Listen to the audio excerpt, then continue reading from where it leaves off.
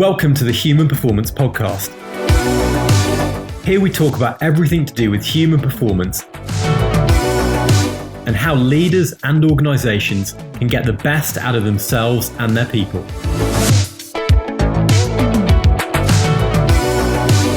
I'm your host, Alex Young.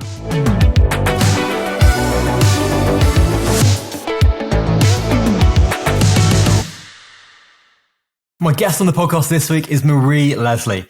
Marie is a business consultant and messaging strategist who specialises in helping small businesses become more productive, more focused, and more successful.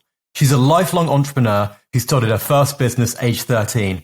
And on today's podcast, we talk about productivity, simplifying processes, and how you can get the best out of your day. Hi, Marie. Welcome to the podcast. How are you doing today? I'm doing great. Thank you. And you? Very well indeed. Very well. Looking forward to the holiday period and a bit of a break, but otherwise excellent. It's fantastic to connect with you and have you on the podcast today. You've got a fantastically interesting background and a wealth of experience to share with everyone listening and watching. So it'd be great if you could sort of just give an overview about your background and what's led you to where you are at the moment. All right. Well, I am a business consultant, specializes in productivity and messaging, business organization. I have been an entrepreneur since I can remember. My first job as a child was actually my own business.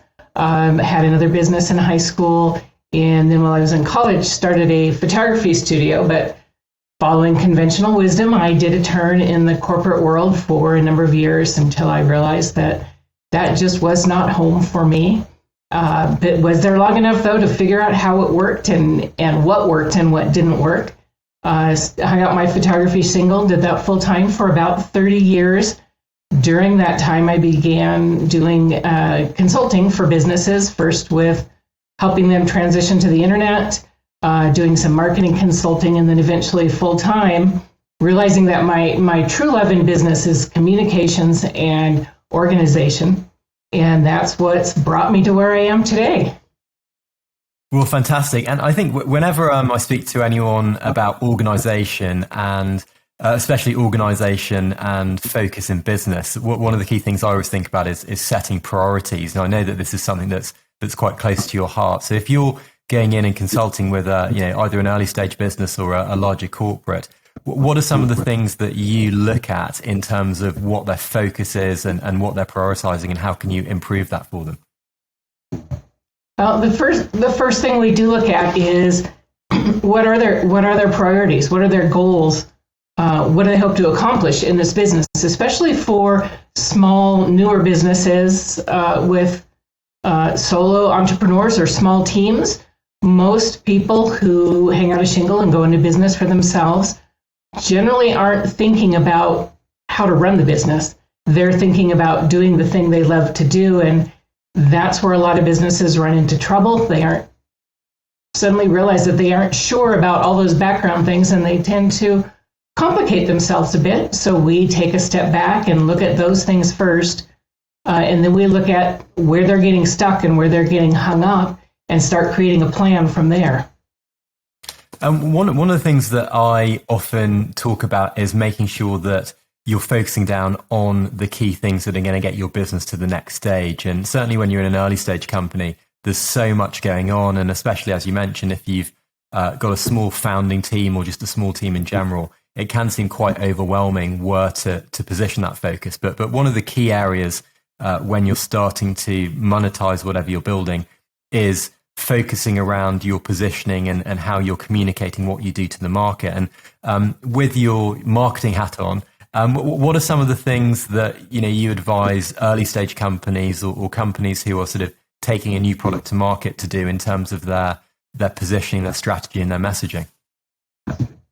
Well, the first thing is, who is your ideal client? Who are you selling to? One of the big issues that a lot of smaller businesses have is everyone. Well, everyone needs my product. Everyone needs my service. They may, but everyone isn't going to buy it. And so the first thing we do is drill down and create that ideal customer so that they have a focus on who they're talking to, who they're marketing to, who ideally they want to work with. We've all worked at times with the wrong client, somehow miscommunicated our message. And there is nothing tougher, not just from a profit standpoint, but from that mental and psychological standpoint of trying to make it work with the wrong client. So the first thing we do really is, who is it? Who do you want to market to? And then from there, we can figure out how to market and what we need to do. And when marketing teams or early stage organizations are starting to look at those customer personas, what are some of the specific practical tips that you will sort of utilize there? And how granular will you go into the background of a persona when you're building one out? Well, it really is, since most of the people that I work with are, professional services, that sort of thing, as opposed to selling a product. We look at a lot, once we have that ideal client, where are they hanging out? Where are you going to reach them? How are you going to reach them? How are you going to communicate their pain points without shaming them, in a positive way? That's, let's help you reach these goals. Working with us will make your life easier. How are we going to make that happen for you? And helping them to communicate the positive things. It's very easy to fall into you have this problem and this problem and this problem. We want to do it into more of a case of, let's help you do this better and this better and this better. People seem to be more responsive to the positive messaging once you hit their pain point. Really interesting. And in terms of the focuses around things like marketing, positioning, building an audience, sales, building your team, for early stage companies, that there's lots of things they can focus on. And certainly I've been guilty with some of my companies in the past of deliberately or not deliberately in some cases of just letting one of those slide. In terms of marketing specifically, how important is building an audience for early stage companies as they start to take on customers? Building an audience is important, but it's more about quality than just numbers. You want to build the right audience. You don't want to be out just throwing things on the wall to see what sticks and see how many people you can get. Better to go I would say specifically after the right people from the beginning. I would much rather communicate with 1,000 ideal clients than 100,000 disinterested followers on social media. One, it costs a lot more to try and manage an audience that size, both in terms of money and in time. With that smaller focused audience, you can create systems, you can recreate repeatable marketing that's going to reach them and expand those quality clients, as opposed to just shooting it out there and hoping somebody's listening. Yeah, I think that's fantastic advice, especially with limited resources in early stage companies, where you have got to be absolutely laser focused in terms of anything you're spending on paid advertising or anything like that. Just kind of extrapolating back a second, you've obviously worked with a number of organizations across different sectors and different things that they're selling in different stages. What are some of the common things and mistakes that you see when you get asked to come in to sort of consult with some of these organizations? One of the things is, especially with a company that started out small and expanded, is we either start out as a solo entrepreneur, do all the jobs in the beginning. You just sort of div everything up and you do it. And then eventually everybody is full up. And so we hire somebody and we give them jobs and we keep doing that. And pretty soon, nobody knows what anybody else is responsible for. And so one of the things I'll often come in and do is look at procedures and help people define more clearly their job roles based on their strengths and the needs of the company. And from there, start putting together systems and routines that can really run themselves and free those employees up. But once we have one person doing email newsletters and one person doing social media and one person doing onboarding of clients and maybe 3 people are onboarding or whatever, because they just sort of picked up those jobs. When we can clarify and outline those so that people know what they're doing, know what they're expected, get those systems in place, then the company can almost start running itself, and you can focus on the fun things like growth and serving the clients and bringing in new new clients, as opposed to being mired down in who missed this and who missed that. And what sort of, some of your advice to anyone listening where, maybe they're doing quite a lot of, manual tasks still, or they're getting overloaded with information. What are some of your kind of top hacks for automating some of those things and improving your productivity? The first thing is, for example, with clients, because that's really kind of the most important thing. We need to be keeping track of, especially like I said, in a service-oriented business where it's going to be an ongoing relationship. How are you onboarding them? How are you keeping track of them? What system do you have for communicating? That's one of the big automated things. For example, setting up a regular communication newsletter, whatever you want to call it, system with your clients. For example, I had a client who had that exact problem. They had a dozen employees and everybody onboarded new clients in their own way.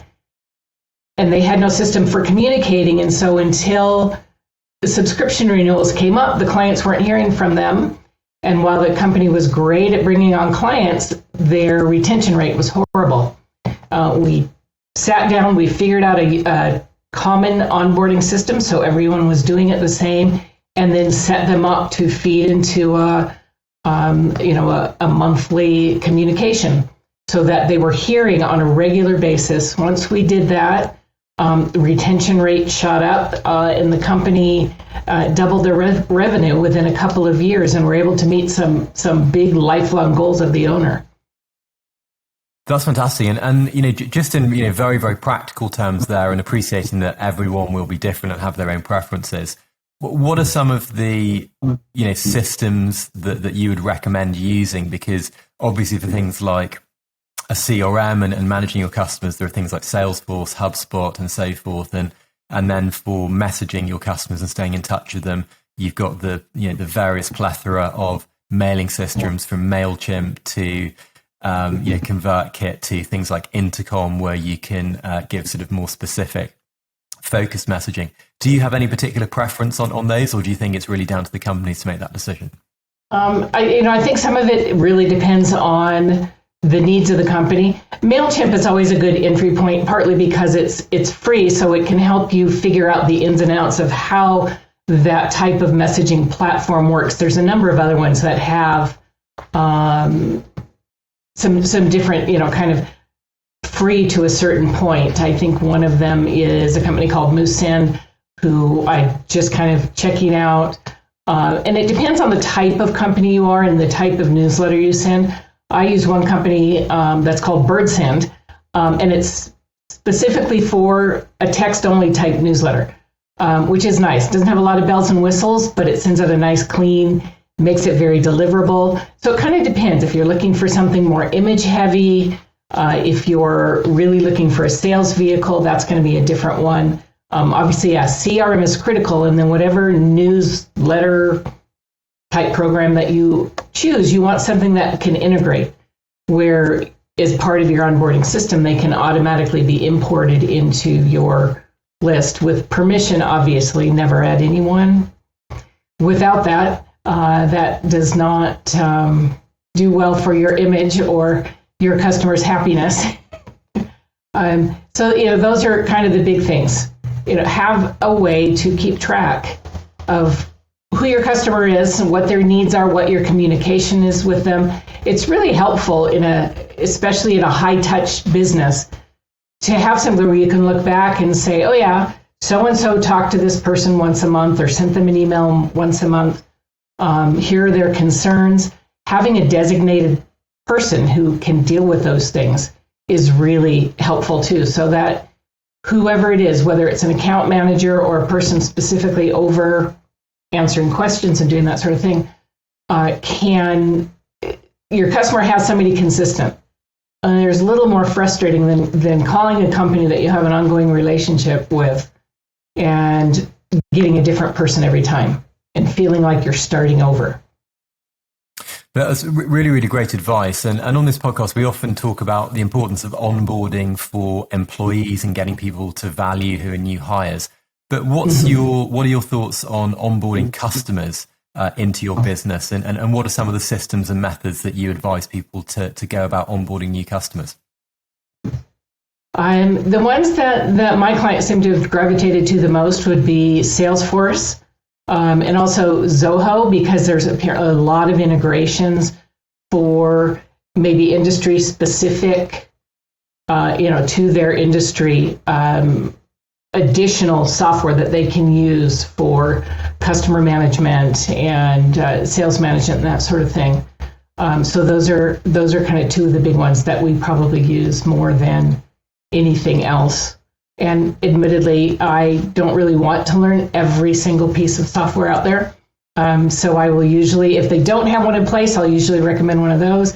If they have something else already in place, then I will, look at it if it's not something I'm familiar with and evaluate it and see how we can make it work or whether we should recommend making a change. If you're not using a program effectively and there's something else that's going to be easier for you to actually do that with, then we'll look at a change. But I think it is, like I said, especially in the service industry, that implies that you want an ongoing relationship. You need to be onboarding customers in a way that they're comfortable with and that you're getting enough information from them to be able to serve them well and have room for growth.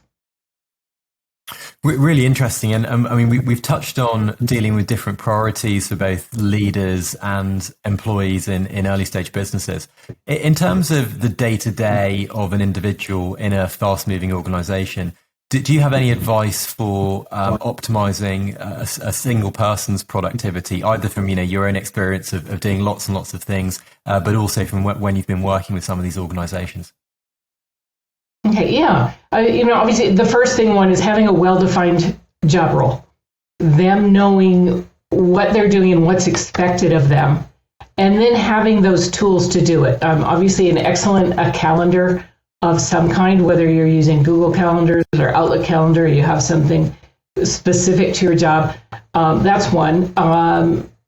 Reasonable expectations and clear. This is where communication comes in. Your employees are going to be much more productive if they not only know what's expected of them and you're communicating clearly, but if they feel free to come to you and say, I'm having a problem with this, or this isn't working right, or this is not a realistic deadline.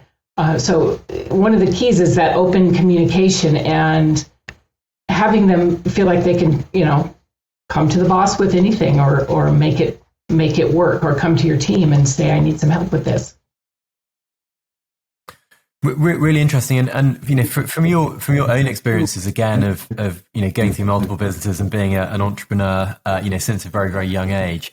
What about some of the the difficult aspects of entrepreneurship? How do you think people can kind of enjoy entrepreneurship and maintain that kind of fun aspect when dealing with all these different things they need to prioritize and focusing on things like revenue growth, which can be up and down, especially for things like services business on the back of things like the pandemic? Yeah, that's one of the tough ones. People go into it. I don't know, I did it. I had absolutely, when I started my photography studio, I had no clue what I was getting into as a full-time business. There's a big difference between running these little teenage part-time ventures, which was a great education in a lot of things. But I knew enough to know the legalities of starting a business, that I needed business licenses and sales tax permits and those kind of things. But it was the ongoing, and I'll admit, still to this day, my least favorite business task is, for example, bookkeeping. That was my first hire. When I finally could hire somebody, I hired a bookkeeper, and the smartest thing I ever did. But it's recognizing that being an entrepreneur does not mean doing it all yourself. People have that idea that that's what entrepreneurs are. Smart entrepreneurs have teams, whether it's outsourcing to virtual assistants or contract bookkeepers or a marketing agency or whatever it is that you need to do. Do the parts of the business that you love. If it's selling, find someone else to fill the orders for you. There's always help. As my studio grew, And certainly, you know, the thing about photography studios, sometimes of the year are insanely busy, where if I were doing it myself, and in fact, in the early days I would work 80 or 90 hours a week, which is not conducive to good health or having a family or anything else. I hired teenagers to come in and package orders for me. As my kids got old enough, they all went to work at some point in the business. My 7 and 8-year-olds put together marketing packages and stamped and addressed envelopes back in the days when we did, direct mail pieces. My older kids came in and acted as studio assistants. One had a cleaning business. My children also were all entrepreneurs for a time. Had a cleaning business, and she and her friends came in and cleaned our studio for us and for pay and those kind of things. But it's outsourcing where you can, figuring out what you're not good at, where are your sticking points. And that's one of the things we work on is when they come to me and say, I hate this, the first thing we'll do is figure out how to hire it out. And that's, part of what keeps it fun. And the other thing is having a support network. Find a group in your area with other entrepreneurs. It's great to have family support. It's great to have friend support, but there's nothing like having other entrepreneurs who understand what it means to be an entrepreneur and who understands those unique challenges of being in business for yourself. I mean, just focusing in on your background in photography, it occurs to me that as a service has in quite recent times gone through a huge amount of change in terms of how it's sort of viewed and who your kind of customer is, because as we've had the rise of social media over the last sort of 10 to 15 years, you've got businesses which rely on things like Instagram, which is obviously very, very visual. And there's more and more people going into learning how to photograph well, whether that is for things like a food photography channel or some of these other niches like different influencers and things like that. How have you seen that particular service change over the years, and how do you think that sort of helped you as an entrepreneur to see some of those trends? Well, it has. Definitely gone under phenomenal changes. I started back in the film photography days. So it was a long time ago. My kids will tell you it was the dark ages. So the experience was very different then. You really needed to go to a photographer for any type of events or formal headshots, that sort of thing. And so did a lot of that. Moved into the digital age eventually as the technology improved and changed, and that weeded out a lot of people who weren't able to make that transition. Part of my very early training in photography, and obviously not knowing it at the time, made digital a really easy transition for me, just the way the technology worked.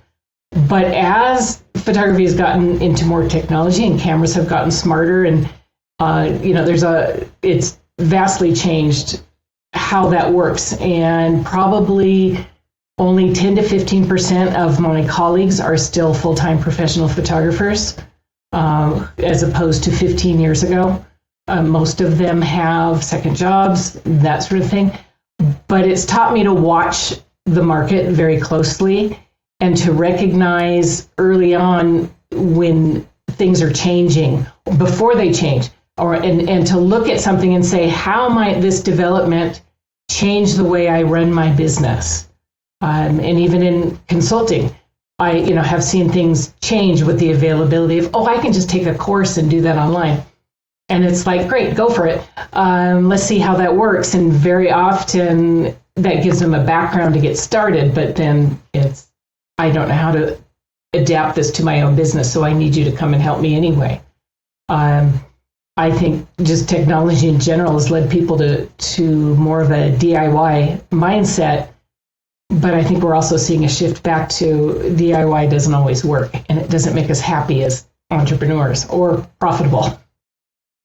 Yeah, I think it's a great thing to mention, which is obviously if you're pivoting and sort of teaching some of the skills that you might have done as a service previously, that's great. But often, people still will want that level of expertise, which as much as they can learn online, it's going to take them either a very long time to get adept at whatever the skill is you're teaching, or they're just not going to be quite as good as someone who's got that expert and master level of having practiced whatever it is for 20, 30 years or something like that. In terms of your consulting and some of the organizations you've worked with, what are some of your most interesting, or perhaps proudest achievements where you've sort of made an impact to a business that's grown? Well, one was I worked with a service company where one of the owner's goals was to eventually own his own building, which might seem a strange goal, but for long-term profitability, that's not a bad thing. Especially at some point you have then now two separate assets. You have a business and you have a physical facility, and by setting up systems and reorganizing not only the physical office space, which was the first thing we did, because that does physical disorganization really can hamper your business productivity. So that was the first thing. We went through that physical organization and then creating the systems, putting an actual plan in place for how to run and grow the business other than go out and get new clients and continue to sell. Within about, I'd say 3 years after we started working together, he bought a building. And then eventually when it came time to retire, sold the business itself and then had this business producing residual retirement income for him by leasing it out to other companies. That was one. I also worked with a medical think tank where it was a very small organization, very low-tech owner when they started and is struggling to break even. And by helping him refine the way they were setting up the meetings, registering people, and that sort of thing, we were able to increase profitability by about 75% in the first year, reduce no-shows to his events by about 60%, which is a huge difference when you're talking about paid events, going from make a reservation and pay at the door to, and then no showing and so no income, to register and pay here online. If you don't show up, well, thank you for your donation. It made a big difference, and that business has gone, I think, doubled in membership in the 4 years that we worked together, and is now expanding into other areas, and has, as a result of the pandemic, we were able to move events from in-person to online almost overnight, and it actually led to the pandemic year being their most profitable year ever, which is kind of interesting because you don't really think of it as, the pandemic was good for our business, and now they're exploring podcasts and hybrid events and opening chapters in other parts of the country. Fantastic. I mean, what amazing impact and what great examples. And as we start to wrap up, I always ask people at the end of these podcasts who people's human performance hero is. So I'm very interested to hear who yours might be, Marie. Okay, well, looking at the obvious, my parents were my first cheerleaders. My mom would always say to me as a kid, "What are you going to do for a real job?" From the time I was little, I write, and I was going to be a writer. And I do still do that, but she would say, "What are you going to do for a real job?" My dad, on the other hand, both of them said, "You can do anything, you can be anything you want to be, you can do any kind of career you want," and didn't have those traditional girls do this and boys do that growing up. And so there was always that sense of, if I want this enough, I can do it. And there were a few really kind of key events that occurred in my adolescence that led to this. I mean, they supported me as a 12-year-old starting a business, so you can't complain about that. I didn't know too many other kids who had their own business at that age, in doing things other than babysitting or delivering newspapers. So those really, I think, were and learning their stories and how they came from difficult backgrounds and became successful. My mother, for example, was a teacher who started a vocational training program for cooking And when health problems came and she couldn't do that anymore, she became a stockbroker specializing in international bond funds. You know, I don't know too many moms who did that back in the day. But it was an inspiration that you can reinvent yourself at any age. No, that's a great example, and yeah, quite amazing. I can see how they sort of affected you, throughout your career. Just in terms of contact, if anyone does want to reach out and work with you or find out a little bit more, where can they go to do so? All right. Well, my website is smallbusinesssimplifier.com. So that's probably the easiest. I'm also on LinkedIn as Marie Leslie. Instagram, Twitter. I have the same name everywhere. It's Marie Leslie. Made it easy when I started out. But probably LinkedIn and my website would be the easiest ways to find me. And again, it's smallbusinesssimplifier.com. Amazing. Well, Marie, thank you so much for joining us today. I hope you have an enjoyable and productive rest of your day, and look forward to speaking again very soon. That sounds great. I'm looking forward to it, and thank you for having me.